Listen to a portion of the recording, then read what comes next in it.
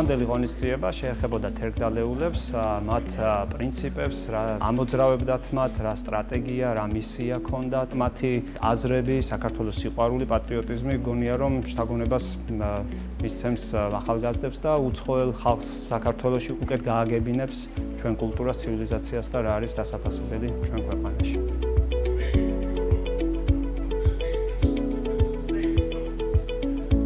ილია ჭავჭავაძე ეს არის მე-19 საუკუნის ევროპული ტიპის ლიბერალური ნაციონალიზმის წარმომადგენელი და ლიბერალური ნაციონალიზმისთვის დამახასიათებელია ერის ხედვა, რომლისთვისაც მთავარი არის ისტორია, ასე ვთქვათ, საერთო ისტორიული ცნობიერება, მაგრამ ეს საერთო ისტორიული ცნობიერება არ შემოიფარგლება წარსულით, წარსულზე დიდი მნიშვნელობა აქვს, მაგრამ ეს არის მომავალზე ორიენტირებული.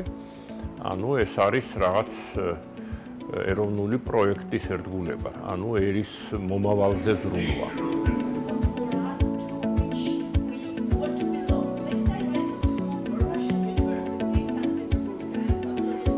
დღეს ჩვენ ვთანხმდებით, რომ ის, რასაც ქვია ქართული ნაციონალური იდენტობა, ანუ თანამედროვე ერის თანამედროვე იდენტობა, სწორედ თერგდალეულების და პირველ რიგში ილია ჭავჭავაძის ცნობიერი, შემოქმედებითი და საზოგადოებრივი საქმიანობის შედეგია.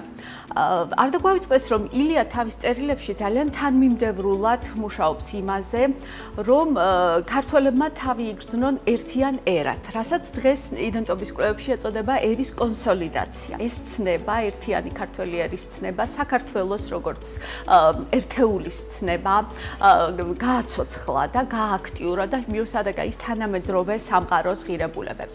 როდესაც ვსაუბრობ თანამედროვე სამყაროზე, რა თქმა უნდა, გულისხმობთ ევროპას, რომელიც ილიასთვის არის განვითარებული სამყაროს მოდელი, აღმოსავლურ სამყაროს და რომელშიც ასევე რუსულ სამყაროს მოიაზრებს, განასხვავებს დასავლურ სამყაროსგან, სწორედ სტაგნაციისა და პროგრესის ნიშნით.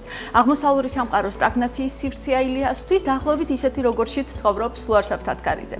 ხოლო დასავლური სამყარო არის პროგრესის და ხვალის უკეთესობის სივრცე. თერგდალეულთა პერიოდულ ორგანოებს თუ გადავხედავთ, ვნახავთ, რომ თითქმის ყველა ევროპული ქვეყნის თითქმის ყველა სიახლე ამ ჟურნალ-გაზეთებში, საქართველოს მოამბაშიც, რა თქმა უნდა, მერე კი ივერიაში, დროებაში დეტალურად არის აღწერილი, მოკლე ინფორმაციების სახით თუ ვრცელი ანალიტიკური მიმოხილვების სახით, ისინი მიმართულებას იღებენ სწორედ დასავლური სამყაროსკენ. და დასავლური სამყარო მათთვის პირველ რიგში არის ის სამყარო, სადაც ადამიანს შეუძლია თავისი სამოქალაქო უფლებების დაცვა. ისე როგორც ილიას ერთ წერილში აღწერილია გერმანელი სოვდაგრის ამბავი, რომელმაც თავისი სამართალი დაიცვა და ამისთვის არ შეუშინდა თუნდაც ხარჯებს. ეს ნამდვილად მოგოგონებს ჩვენ ოთარანტ ქვრივს, რომელიც იცავს თავის სამართალს, რკინის ქალამნებს იცვამს და თავის სიმართლეს არ შეარჩენს გზირს. დღეს ქართული საზოგადოება მგონია რომ ძალიან გვაგონებს იმას, რასაც ილია ისურვებდა. მართალია საზოგადოების ერთი ნაწილი კვლავ მიგვაქვანებს სტაგნაციისკენ, მაგრამ ის საზოგადოება, რომელიც თავისი სიმართლის, თავისი ღირებულებების და ევროპიდან ორიენტაციის დაცვას ცდილობს, სწორედ ილია ჭავჭავაძის მემკვიდრეა.